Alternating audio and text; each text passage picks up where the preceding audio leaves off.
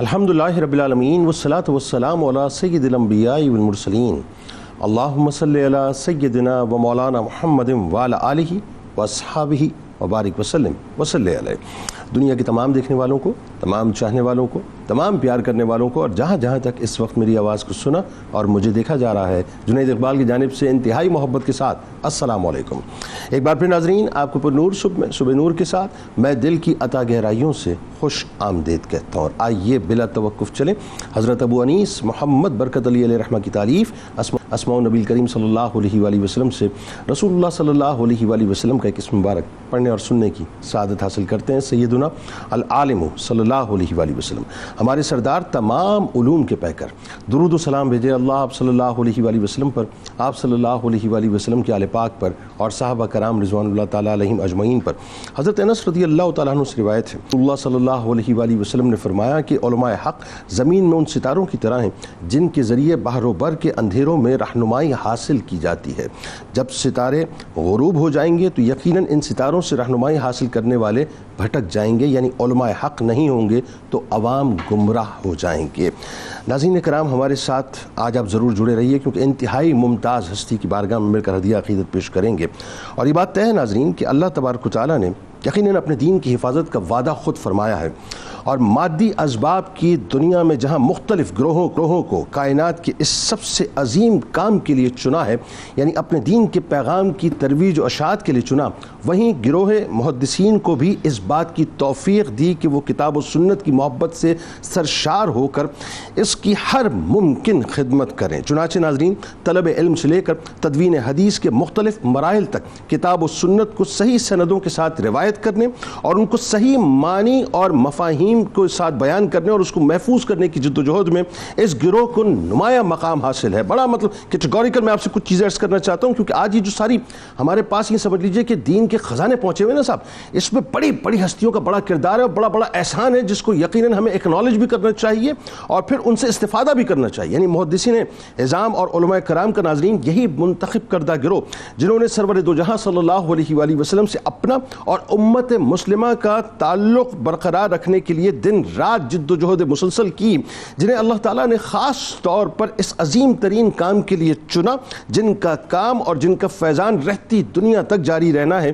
انہی میں ایک عظیم الشان اور جلیل القدر محدث صاحب سنن نسائی حضرت ابو عبد الرحمن احمد بن شعیب المعروف امام نسائی رحمۃ اللہ علیہ۔ ناظرین، بات یہ ناظرین، تیسری صدی ہجری میں سرزمین نساء کے افق پر طلوع ہونے والے سلسلہ محدثین کی حسین کڑی اور خدمت حدیث کی انتہائی اہم ترین لڑی حضرت امام نسائی رحمۃ اللہ علیہ وہ ہستی ہیں، وہ کمال ہستی ہیں صاحب، وہ شاکار ہستی ہیں جن کو اللہ تبارک و تعالیٰ نے حدیث کی خدمت کے لیے باقاعدہ چنا، یعنی سلیکٹڈ ہے، نومینیٹڈ ہے، منتخب کردہ ہیں۔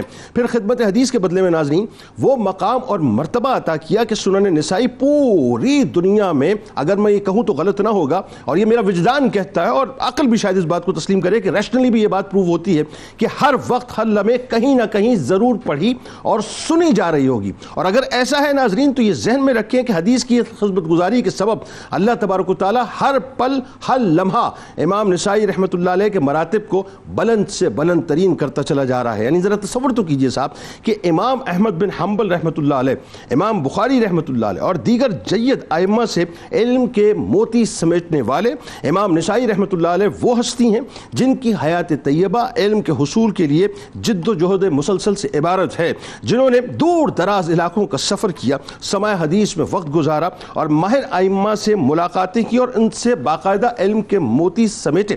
یہ آسان کام صاحب نہ تھا۔ یہ جو کتب آج ہماری یوں کہیے کہ لائبریریز میں موجود ہے نا بنیادی طور پہ، اس کے پیچھے ایک طویل داستانیں موجود ہیں صاحب، بڑے بڑے اسفار موجود ہیں، بہت جد و جہد مسلسل ہے، بڑی محنتیں ہیں صاحب، اور یوں کہیے کہ ان محنتوں کے بعد خاص طور پہ تقوی اور اخلاص کی بنیاد پہ، یعنی للہیت کے تحت جس انداز سے انہوں نے کام کیا ہے صاحب، وہ رہتی دنیا تک روشن ترین مثالیں ہیں۔ پھر آپ رحمۃ اللہ علیہ سے ناظرین علماء اور رواں کی ایک بڑی تعداد نے علم حاصل کیا اور آپ سے احادیث روایت کی جن کے بارے میں حافظ ابن حجر کہتے ہیں کہ یہ بے شمار لوگ ہیں۔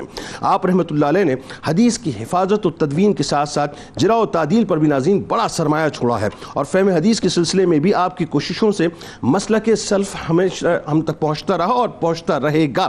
صحیح اسلامی عقائد کو بھی آپ نے امت تک پہنچایا. اسی وجہ سے سنن نسائی کی افادیت جو ہے وہ مسلم ہے, اور عقیدہ سلف کی اشاعت اور رد بدعت کی شہرت کی وجہ سے ناظرین آپ کو امام دین اور امام المسلمین کے لقب سے ملقب کیا جاتا ہے. بلکہ سنن نسائی کے لیے ناظرین علامہ سیوطی رحمۃ اللہ علیہ فرماتے ہیں کہ ذخیرہ احادیث میں یہ بہترین تصنیف ہے, اس سے قبل ایسی کتاب موجود نہ تھی. اللہ تبارک و تعالیٰ نے امام نسائی رحمۃ اللہ علیہ کو غیر معمولی حافظہ عطا کیا تھا, اور یہ ظاہر ناظرین یہ کمال لوگ ہوتے ہیں صاحب, کمال لوگ ہوتے ہیں. چونکہ اللہ تعالیٰ نے کام ان سے بہت بڑا لینا ہوتا ہے تو پھر یقیناً صلاحیتیں بھی ان کو ویسی عطا کرتا ہے کہ یہاں تک کہ امام ذہبی رحمۃ اللہ علیہ نے انہیں امام مسلم سے بڑا, یعنی امام مسلم سے بڑا حافظ حدیث آپ کو قرار دیا ہے. ابن یونس مصری کہتے ہیں کہ نسائی امام حدیث ثقہ عادل اور حافظ ہیں. امام نسائی رحمۃ اللہ علیہ علم و دین کی یعنی امامت کی شہرت کی وجہ سے معمر شیخ الحدیث بھی کہلاتے ہیں. اسی لیے آپ کے علوم و فنون سے استفادہ کے ساتھ ساتھ طلباء آپ کے پاس اس واسطے بھی بکثرت آتے تھے تاکہ ان کی سند عالی ہو جائے. کیا کمال ہستی ہیں صاحب, اور یہ تو یقیناً اس میں کچھ دوسری رائے نہیں ہے کہ امت پہ بہت احسانات ہیں ایسی ہستیوں کے. میرا خیال ہے سب سے پہلے ان کے انٹروڈکشن سے آغاز کرتے ہیں, اور جو ایسی ہستیوں کے ابتدائی حالات ہوتے ہیں وہ بڑے انسپریشنل اور موٹیویشنل بھی ہوتے ہیں, تو اس پہ ذرا گفتگو کیجیے. ابتدائی حالات, اور ظاہر خاص طور پہ جو اس زمانے, آج تو بڑا مطلب عام ہے نا سارا معاملہ, بڑا آسانی سے ہم ایکسپلور کر لیتے ہیں چیزوں کو. اس زمانے میں تحصیل علم کے لیے اسفار, اور اسفار بھی کتنے طویل اور کس طرح سے, پلیز آغاز. بسم اللہ الرحمن الرحیم. صحہ ستہ یعنی احادیث مبارکہ کی 6 صحیح ترین جو کتب ہیں ان میں جس کتاب کا شمار ہوتا ہے وہ ایک کتاب سنن نسائی بھی ہے جس کے مؤلف کا آج ہم تذکرہ کر رہے ہیں. اور جب ہم امام نسائی کی بات کرتے ہیں تو سب سے پہلے تو آپ کا نام ہمارے مد نظر اور ملوز خاطر ہونا چاہیے. آپ کا نام احمد ہے اور آپ کے والد بزرگوار کا نام شعیب ہے, تو یوں آپ کا نام احمد بن شعیب ہوا, اور آپ کی کنیت ابو عبد الرحمن ذکر کی گئی. چونکہ آپ کی جو ولادت ہے وہ خراساں کے شہر اور علاقے نسا میں ہوئی تو اس وجہ سے آپ نسائی کہلائے, اور اسی وجہ سے آپ کی جو سنن ہے اس کو بھی ہم سنن نسائی کے نام سے یاد کرتے ہیں. اور اب ان کا نام گویا کہ ایک طرح سے ہمیں پیچھے نظر آتا ہے, ان کی پہچان آپ کا علاقہ ہی بنا اور آپ امام نسائی کہلاتے ہیں, اور اپنی سنن کے اعتبار سے بھی صاحب سنن نسائی قرار دیا جاتا ہے. پھر ہم جب دیکھتے ہیں کہ ان کا جو دور ہے, آپ کی جو ولادت ہے جس کے بارے میں اختلاف ہے کہ بعض نے کہا کہ وہ ولادت 214 ہجری میں ہے, بعضوں نے کہا 215 ہجری میں.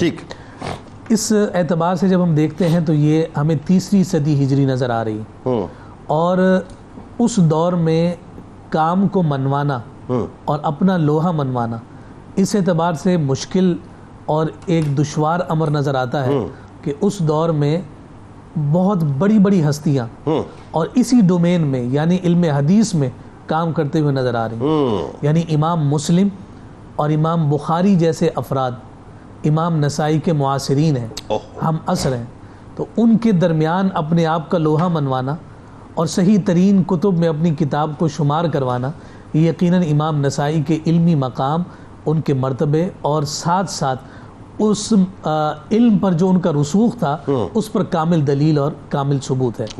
اس پر مزید جب ہم بات کرتے ہیں تو یہ بات نظر آتی ہے کہ آپ نے جب علم حدیث کو اپنا مرکز اور محور بنایا اور نبی رحمت صلی اللہ علیہ وآلہ وسلم کی احادیث کی خدمت کو اپنے لیے باعث برکت اور باعث سعادت تصور کیا, تو اس میں بھی آپ نے پرٹیکولرلی کچھ ڈومینز کو اختیار کیے.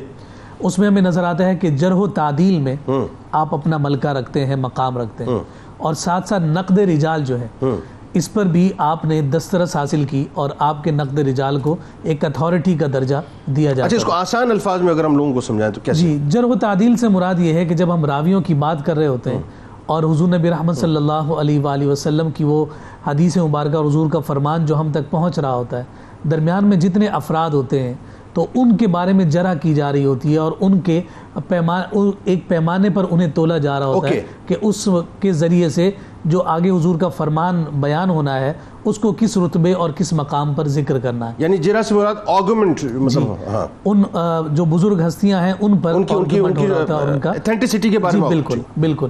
اور پھر اس کے ساتھ نقد رجال کا تعلق اسی کے ساتھ ہی جڑتے ہوئے نظر آتا ہے. اور پھر ساتھ ساتھ ہم پہلے بھی بہت سارے محدثین کی جب ہم نے بات کی ہے تو وہاں علل حدیث کی ہم نے بات کی. جی. اور یہ یہاں پر امام نسائی بھی نظر آتے ہیں کہ آپ نے حدیث کے علل پر کام کیا ہے اور اس کے ذریعے سے آپ نے حضور نبی رحمت صلی اللہ علیہ وسلم کی حدیث کی شفافیت کو مزید نکھار کر بیان کیا اور امت تک حضور کا خوبصورت فرمان آگے پہنچایا.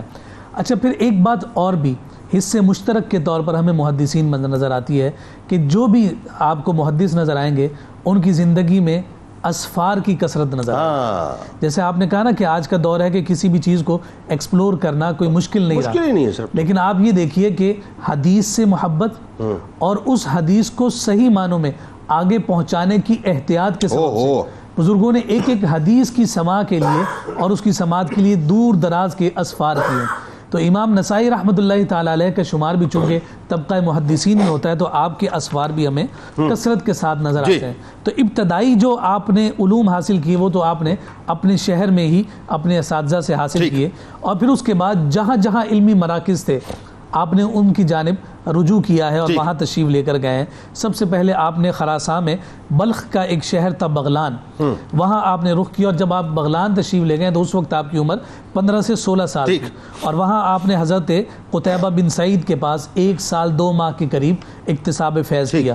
پھر وہاں سے آپ کثرت احادیث کو روایت کرتے ہوئے آگے بڑھے اور طالبان حدیث کے نقش قدم پر چلتے ہوئے مزید دور دراز علاقوں میں جن میں خاص طور پر مکہ المکرمہ اور مدینہ المنورہ کے عظیم اسفار اختیار کیے. پھر خاص طور پہ عراق میں کوفہ, اور پھر اس کے بعد جو بصرہ ہے, پھر شام, جزیرہ, خراسان اور دیگر سرحدی علاقوں کی جانب آپ گئے, اور مقصد صرف اور صرف یہ تھا کہ جہاں انہیں پتہ چلتا تھا کہ فلاں جگہ پر بزرگ موجود ہیں اور ان کے پاس حضور علیہ الصلوۃ والسلام کی حدیث ہے, تو اس حدیث کے سماع کے لیے آپ نے ان اسفار کو اختیار کیا, اور یہی سفر آپ کی پہچان بنے اور آپ کے اس علم کے رسوخ کا ذریعہ اور سبب. اور کمال یہ اس میں علامہ صاحب خاص طور پہ کہ یہ صاحب جو ہم بات کر رہے ہیں یہ کوئی آج کی ہم بات نہیں کر رہے, یعنی اس وقت ٹریولنگ انتہائی مشکل ترین کام تھا, اور ٹریول کر کے کسی علاقے میں جانا کوئی آسان نہ تھا. لیکن وہی بات کہ جب للہیت ہوتی ہے اور کاز بہت بڑا ہوتا ہے, مشن بہت بڑا ہوتا ہے یا مقصد بہت بڑا ہوتا ہے, پھر ظاہر انسان اس کے لیے محنت کرتا ہے. اس میں ڈاکٹر صاحب ایک بات خاص طور پہ یہ ایک بڑی طے شدہ بات ہے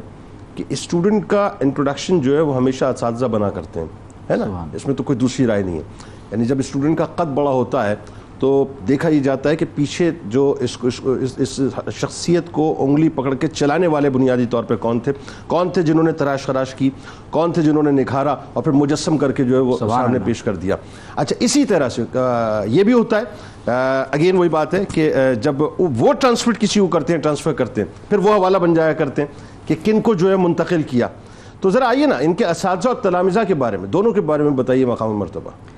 بسم اللہ الرحمن الرحیم.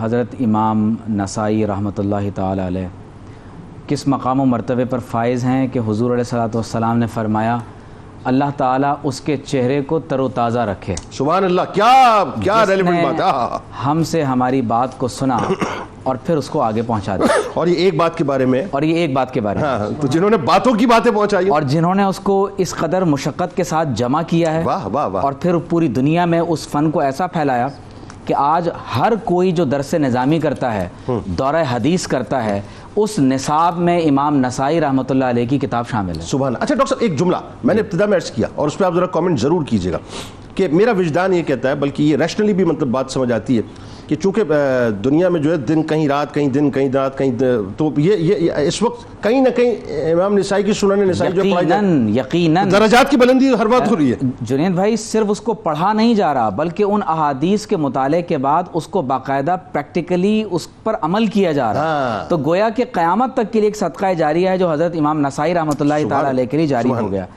آپ کے اساتذہ کی بات کی گئی تو امام نسائی رحمۃ اللہ علیہ نے خود اپنے اساتذہ کے لیے مشیخۃ النسائی کے نام سے ایک کتاب رقم فرمائی, اور تقریباً 270 اساتذہ کا ذکر امام نسائی رحمۃ اللہ تعالیٰ علیہ نے خود اپنی کتاب میں اپنے قلم سے فرمایا ہے. آپ خود فرماتے ہیں کہ محمد بن یحییٰ بن عبداللہ نیشاپوری ثقۃ مامون، اپنے استاد کے بارے میں فرما رہے ہیں. محمد بن نضر بن مصاور مروزی لا باس بہ. محمد بن حاتم بن نعیم مروزی ثقۃ. محمد بن ادریس ابو حاتم رازی ثقۃ. محمد بن عمر بن علی بن مقدم بصری لا باس بہ. محمد بن رافع نیشاپوری ثقۃ مامون. محمد بن یحییٰ ابو علی ثقۃ. محمد بن ابان بلخی ثقۃ. اور محمد بن علی بن میمون. آپ ان تمام کے بارے میں فرماتے ہیں صدوقون. یہ صرف 10 نام میں نے یہاں ذکر کیے ہیں. آپ نے اپنے 270 محدثین کا، جنید بھائی آپ اندازہ کریں کہ ہمارے ہاں آج کے دور میں جب کوئی لڑکا طالب علم کسی مدرسے میں داخلہ لیتا ہے تو زیادہ سے زیادہ وہ جن اساتذہ سے بطور شیخ الحدیث استفادہ کرتا ہے ان کی تعداد بہت ہوا تو 2 یا 3 یا 4، لیکن امام میکسیمم. اور امام نسائی رحمۃ اللہ تعالی علیہ 270 سے زائد محدثین سے استفادہ کر رہے ہیں، عقل سے ماور. اور جن میں اکابرین میں حضرت امام ابو داؤد سجستانی اور حضرت امام بخاری رحمۃ اللہ تعالی علیہ، امام احمد بن حنبل رحمۃ اللہ تعالی علیہ. پھر آپ نے ایک بڑا خوبصورت واقعہ اپنے ایک استاد کے بارے میں لکھا ہے کہ جب آپ نے خراسان سے حصول علم کا آغاز کیا، کیونکہ خراسان افغانستان کا ہارٹ آف افغانستان ہے، اور یہ وہ زمانہ ہے کہ جہاں پر صحابہ کرام کے عہد سے یعنی اسلام خراسان اور افغانستان میں پہنچا. اور یہ وہ دور ہے کہ جب صحابہ کرام سے تابعین اور پھر اتباع تابعین تک جو احادیث منتقل ہوئی ہیں، یہ دور علوم کی تدوین کا دور کہلاتا ہے. اور یہی وہ جگہ ہے جہاں سے ایک مرتبہ پھر اسلام جو اٹھے گا، دوبارہ اسلام اٹھے گا، اور حدیث میں اس مقام کی بشارات ذکر ہوئی. تو حدیث میں یعنی جب اس مقام کی اتنی فضیلتیں بیان ہوئی ہیں تو غور کیجئے کہ علوم کو مدون کیا جا رہا ہے، وہ احادیث جو ابھی صحابہ کے سینوں سے ابھی آگے سینوں میں منتقل ہو کر اب سفینوں میں لکھی جا رہی ہیں. سبحان اللہ. تو اس عہد میں امام نسائی رحمۃ اللہ تعالی علیہ نے آپ نے ان اساتذہ سے استفادہ کیا. تو فرماتے ہیں کہ میں نے خراسان سے آگے بڑھ کر آپ جب مصر پہنچے تو امام حارث بن مسکین کے پاس پہنچے. تو آپ کا لباس کیا ہوتا تھا؟ آپ ایک قبا اور ایک ٹوپی پہنا کرتے تھے، اور وہ قاضی مصر تھے. تو آپ کا ارادہ یہ تھا کہ کہیں استاد مجھے کسی حکومت کے عہدے میں مجھے وہ فائز نہ کر دیں. تو حکومت کے عہدے سے بچنے کے لیے آپ استاد کی خدمت میں بالکل آخر میں دروازے کے باہر ہو کر پردے کے اندر بیٹھ کر احادیث کا سماع کرتے تھے. اور جب روایت کرتے ہیں تو کہتے ہیں کہ اخبرنا الحارث بن مسکین قراءۃ علیہ وانا اسمع. یعنی آپ اندازہ کیجئے کہ استاد کے پاس حاضر ہوتے وقت یہ تمنا نہیں ہے کہ استاد ایک بڑا عالم فاضل اور مصر کا قاضی ہے تو اس کا شاگرد ہونے کے باعث مجھے کوئی حکومت کا عہدہ مل جائے گا، بلکہ اس بات سے بچنے کے لیے، صرف نیت کو خالص کرنے کے لیے آپ بالکل کنارے پر بیٹھ کر حدیث کا سماع کیا کرتے تھے. اور آپ کے بارے میں یعنی جب محدثین نے آپ کا یہ مقام و مرتبہ دیکھا تو پھر امام ذہبی نے خود فرمایا کہ انہوں نے جن اساتذہ سے حصول علم کیا ہے، آپ فرماتے ہیں کہ اس کے سبب امام نسائی کو اللہ نے بحر العلم مع الفہم والاتقان والبصر، اور فرمایا کہ نقد الرجال میں، حسن و تالیف میں اللہ تعالیٰ نے انہیں وہ مقام و مرتبہ عطا کیا کہ آپ نے اساتذہ سے حجاز، مصر، عراق، جزیرہ، شام، ثغور اور یہاں تک کہ مصر کے اساتذہ اور اکابرین سے آپ نے علم حدیث میں استفادہ کیا. سبحان اللہ.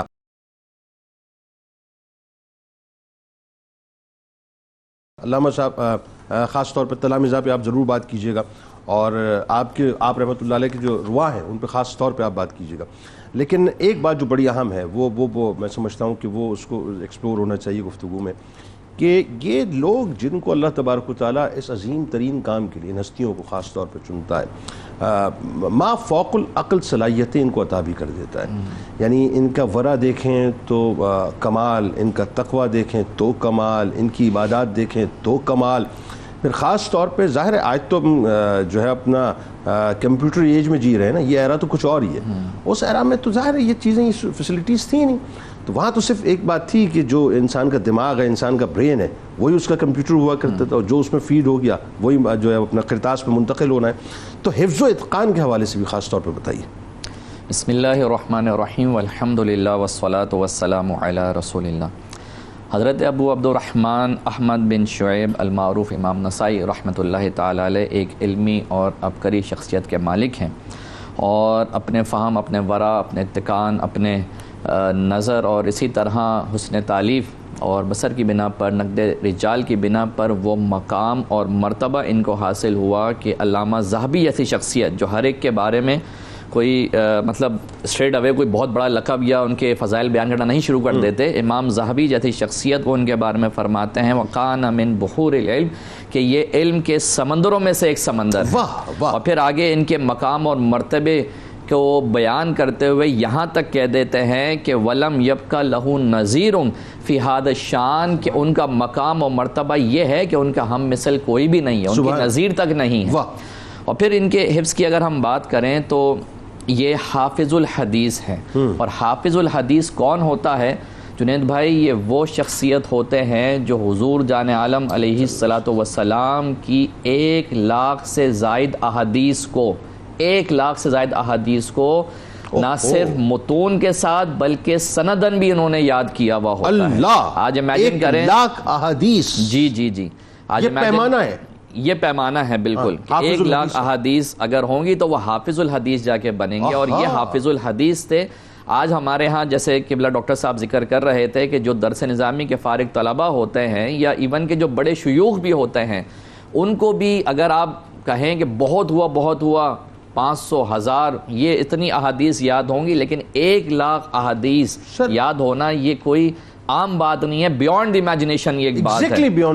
اسی طرح اور ان کے جو حفظ کا معاملہ تھا اسی بنا پر حضرت امام ذہبی نے ان کے بارے میں بیان فرمایا کہ امام مسلم سے بڑے یہ حافظ ہیں.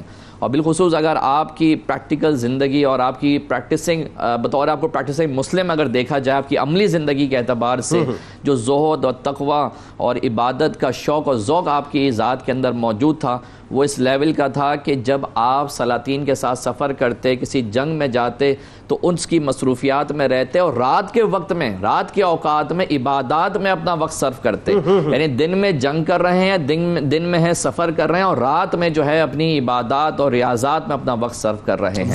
اور اسی طرح بالخصوص اگر تقوی اور خوف خدا کی بات کی جائے تو وہی واقعہ جو کہ ڈاکٹر صاحب نے ذکر کیا تھا ایک خاص پیمانے میں کہ وہ یہ نہیں چاہتے تھے, اخلاص تھا, للہیت تھی, وہ یہ نہیں چاہتے تھے کہ میری کوئی بات ہو اور کوئی میرے حوالے سے کوئی نیگیٹو اوپینین لے کے آئے تو انہوں نے اخبرانہ اور حدثنا کے لفظ استعمال نہ کیا. اب ذرا یہ کیا ہے ذرا اس کے بارے میں چاہوں گا. بڑا زبردست واقعہ ہے وہ, بتائیے.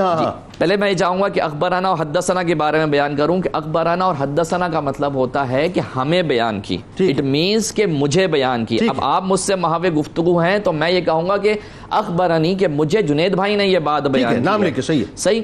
تو اب حضرت چونکہ ظاہر سی بات ہے حضرت اپنے جو شیخ تھے حارث بن مسکین ان کے پاس جاتے ہیں اور شیخ جو ہیں وہ یہ سمجھتے ہیں کہ یہ حکومتی کوئی نمائندہ ہے, حکومتی کوئی جاسوس ہے, لہٰذا انہوں نے پسند نہ کیا کہ یہ میری ایک مسکنسیپشن پیدا ہو. جی مسکنسیپشن تھی کہ یہ سامنے میرے بیٹھے نا, تو انہوں نے ان کو باہر کر دیا. تو وہ گیٹ کے پاس بیٹھ, کیونکہ شوق تو تھا حدیث کے سماع کا, علم کے حصول کا شوق تو تھا, تو وہ گیٹ کے پاس بیٹھ گئے. اچھا یہاں پر جو ہے حضرت حارث بن مسکین جو ہے وہ اپنا درس بیان کر رہے ہیں, حدیث بیان کر رہے ہیں. اب وہاں وہ گیٹ کے باہر بیٹھ کے سن رہے ہیں, لیکن جب آگے اس کو نیریٹ کر رہے ہیں, آگے روایت کر رہے ہیں, تو یہ الفاظ نہیں کہہ رہے کہ مجھے بیان کی اخبرنا حدثنا مجھے بیان کی حارث بن مسکین نے, بلکہ یہ فرمایا کہ قرئ علیہ کہ حارث بن مسکین کے سامنے یہ حدیث بیان کی وانا اسمع اور میں نے یہ سنا. یعنی کسی کو بھی یہ اندازہ کہ کسی کو بھی یہ گمان نہ ہو کہ مجھ سے یہ خطاب فرما رہے تھے, مجھ سے خطاب نہیں کر رہے تھے, میں نے سن لی تھی. وہ جنرل خطاب تھا, اس کو میں سن رہا. جی اس کو میں سن رہا تھا. اچھا ذرا رواہ کے بارے میں بتائیے, وقت سمجھ گیا. بالکل. اگر بالخصوص ان کے ہم روات کے بارے میں گفتگو کرتے ہیں تو بڑی بڑی شخصیات, عبقری شخصیات آپ کے روات میں شامل. بالخصوص اگر ہم بات کریں امام ابو جعفر طحاوی آپ کے راویوں میں شامل, ابو علی نیساپوری آپ کے راویوں میں شامل. اسی طرح ابو بکر احمد بن محمد بن سنی ایک بڑے عالم اور بڑے بزرگ شخصیت ہے, یہ آپ کے راویوں میں شامل. اسی طرح حسن بن رشید اور محمد بن معاویہ بن احمر الاندلوسی, اور اسی طرح محمد بن موسیٰ المامونی, ابیت بن محمد بن ابیت. اس طرح کئی ایسے شخصیات ہیں جو بڑی بڑی اپنے دور کی اور اپنے عہد کی نامور شخصیات ہیں, وہ آپ کے راویوں میں شامل ہو رہے ہیں اور سنن نسائی اور دیگر کتب کو جو ہے آگے روایت کر رہے ہیں.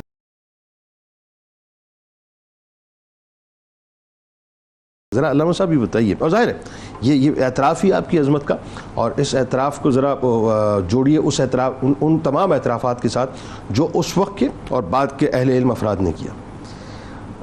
لا شبہ جنید بھائی جیسا ابھی آپ ذکر کر رہے تھے تو یہ بات ذرا تھوڑا سا اگر ہم اپنے خیال میں لے کر ہاں وہی کہ اللہ رب العزت امام نسائی کو کتنا محبوب رکھتا ہوگا ہاں کہ امام نسائی رب کے محبوب کے اقوال کو محفوظ کرتا ہے. محفوظ وہی نا، دیکھیں نا کیسا ہے. اور پھر یہ ایسے چنیدہ لوگ ہیں کہ اتنی بڑی سعادت، اتنی بڑی برکت اور اتنا بڑا کام ان کے ذریعے سے لیا گیا. اور رب ذوالجلال نے اس مادی دنیا کے اندر، اس اسباب کی دنیا میں ان ہستیوں کو سبب بنایا محبوب کائنات کے مبارک فرامین کے جناب. اور پھر اس کے بعد اپنے تقوی، اپنے کردار، اپنے علم کی بنیاد پر انہوں نے اپنا لوہا منوایا. آپ کے معاصرین نے، بعد کے علماء نے جب انہیں خراج تحسین پیش کیا تو ہمیں مختلف انداز نظر آتے ہیں. کبھی انہیں امام المسلمین کا لقب دیا گیا، کبھی آپ کو فن حدیث کے امام کے لقب سے ملقب کیا گیا. کوئی چھوٹا ٹائٹل نہیں ہے. پھر اس کے بعد امام حاکم نے بیان کیا ہے کہ میں نے امام دارقطنی سے کئی بار سنا کہ ان کی زبان پر یہ کلمات ہوتے تھے اور وہ کہتے تھے کہ جو حضرت امام نسائی ہیں وہ اپنے معاصر علماء حدیث میں سب سے مقدم ہے، ان سے بڑا ان کے معاصرین میں کوئی اور نام امام دارقطنی رحمۃ اللہ علیہ بات فرمائے. جنہیں یہ بات ذکر کر رہے ہوں تو پھر بتائیے کہ امام نسائی کا خود اپنا مقام اور مرتبہ کیا ہوگا. اسی طرح سے ایک مقام پر حافظ دارقطنی سے یہ پوچھا گیا کہ ابن خزیمہ اور امام نسائی جب کوئی حدیث روایت کریں گے تو آپ کس کو پریورٹی دیں گے، کس کو مقدم کریں گے؟ تو اس کے جواب میں کہتے ہیں کہ میں نسائی کو مقدم رکھوں گا، اس کو پریورٹی دوں گا. اس لیے کہتے ہیں کہ وہ بڑے محدث ہیں اور چونکہ ساتھ جن کا تذکرہ ہے ابن خزیمہ کا وہ بھی کوئی چھوٹا نام نہیں.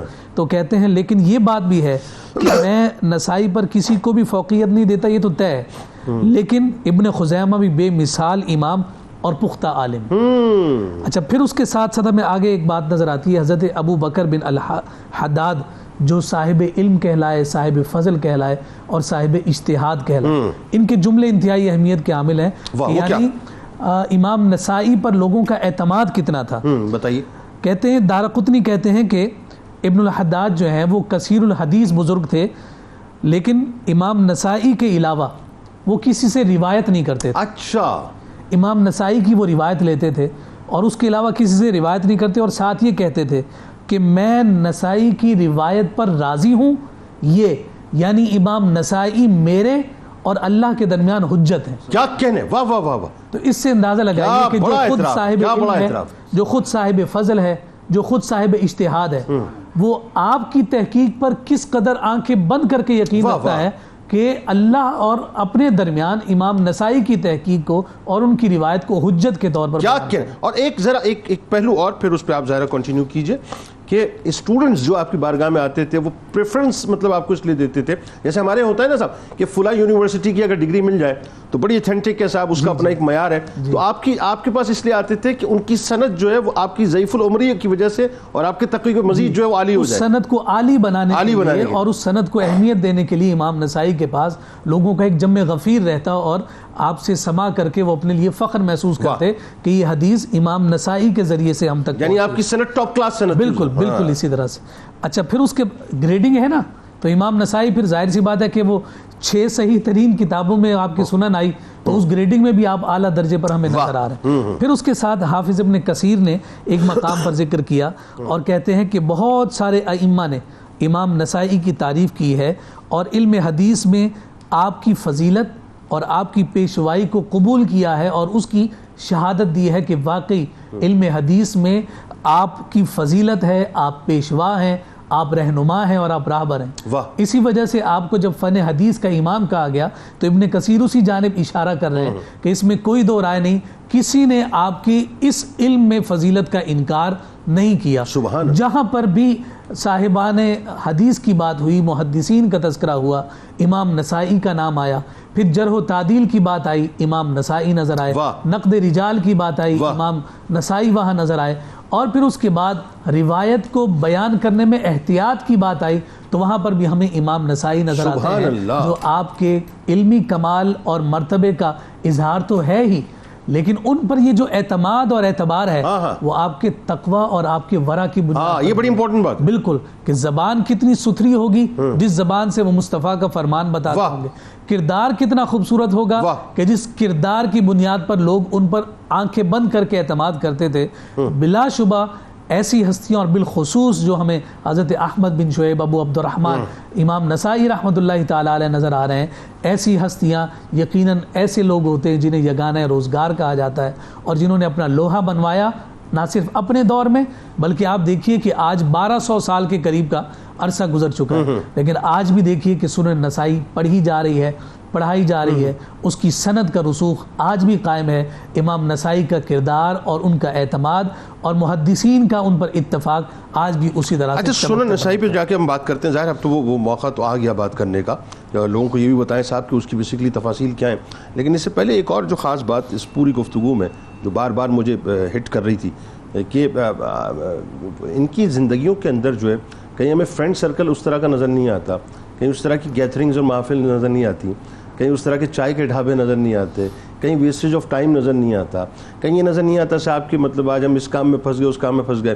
یہ انتہائی ڈیڈیکیٹڈ قسم کے لوگ، مشنری ذہن رکھنے والے لوگ، جن کا صبح و شام صرف کام ہی یہی ہے کہ اللہ اور اس کے رسول کی جو ہے وہ اپنا دین کی خدمت کرنی ہے، یہ تو ایک بہت بڑا پہلو ہے ان کی زندگی کا۔ اب یہی بات ہے کہ انہوں نے جس مشن کو لیا اس کے لیے پھر اپنے آپ کو وقف کر دیا، اور پھر ایسا وقف کیا کہ پھر انہوں نے دائیں بائیں دیکھا ہی نہیں، اور ان کی اور کوئی مصروفیت نہیں بنی۔ ان کا شغف، ان کا شوق، ان کا اشتیاق اسی بات کے ہے کہ مصطفیٰ کی حدیث کی خدمت ہو جائے، اور پھر اس میں انہوں نے جب وقف کیا تو ظاہر سی بات ہے کہ جو اللہ اور اس کے رسول کے کام میں لگتا ہے تو پھر ان بارگاہوں سے جب مدد اور نصرت آتی ہے تو پھر تیہ زمانی بھی حاصل ہو جاتی ہے، تیہ مکانی بھی، کہ اتنے اسفار بھی ہیں، ان اسفار میں پھر اتنی تالیفات بھی ہیں، پھر ان تالیفات کے ساتھ کلامزہ کی کثرت بھی ہے، یہ ساری کی ساری من جانب اللہ اور اللہ کی مدد کے ساتھ ہی نازل ہو۔ بہت شکریہ آپ تینوں احباب کا، آپ تشریف لائے، بہت خوبصورت بڑی کمال گفتگو ہوئی، اس دعا کے ساتھ، اس تیقن کے ساتھ کہ کل بروز محشر اللہ تعالیٰ